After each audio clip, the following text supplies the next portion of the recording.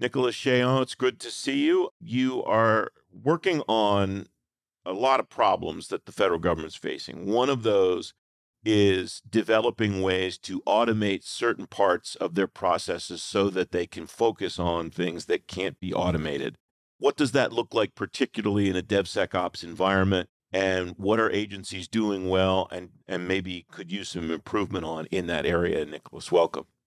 No, thanks for having me. When you think about DevSecOps, the key principle is to focus on removing bottlenecks. And again, there's no better way to do that than paying attention specifically to all these manual steps that gets in the way of automation. And so what we've been focusing on here at Sage is the automation with generative AI of all these different manual steps that you got to do today in most of the DevSecOps deployments, both in the government and also outside of the government, to accelerate and remove those bottlenecks. And you look at many of these pain points, it's often driven by the lack of access to data or proper tools to remove those bottlenecks. And that's kind of what we've been focusing on. And the results have been incredible. We see an augmentation of velocity for development teams to 35x. So already one developer turning to 35 developers for $90 a month. So it's kind of a game changer.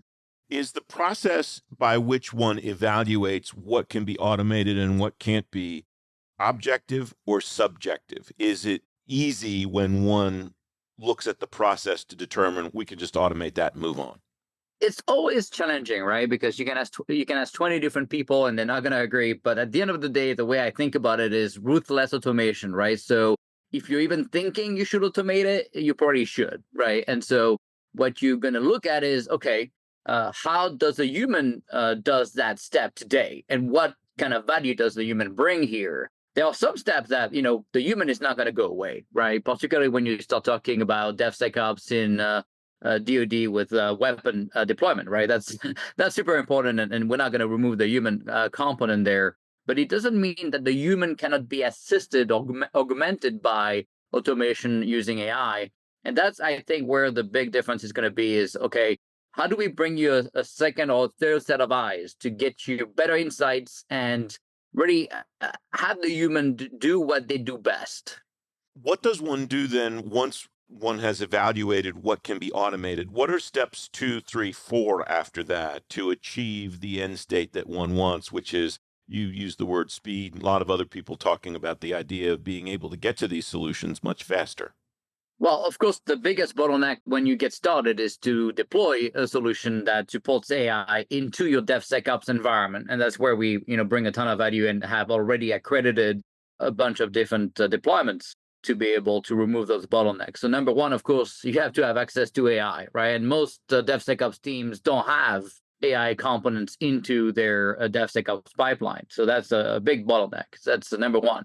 Number two, once you have a good AI capability inside of your DevSecOps stack, then you're going to look at, okay, let's pick the biggest bottlenecks, right? And let's look at how each of these steps are performed today by humans, right? So you're gonna do a step-by-step analysis of each different steps, right? And then the goal is to build AI, agents, as we call them, to replicate each of these steps. And maybe it's human assisted, maybe it's completely automated. We have many steps that can be completely automated, maybe with some human oversight, but already, the AI is going to do it all.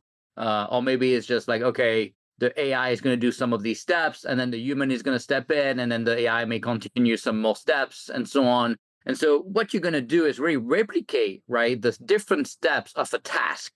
And you're going to start, maybe you're going to save, 1 minute here, 1 minute here, but then it compounds and you can automate an entire day of work. You used a term a moment ago that I think is interesting, AI competence. What does AI competence look like in 2024? And what should we expect AI competence to look like moving forward in another year or 2 years? I know you don't have a crystal ball, but what does the trend line in your view look like, Nick?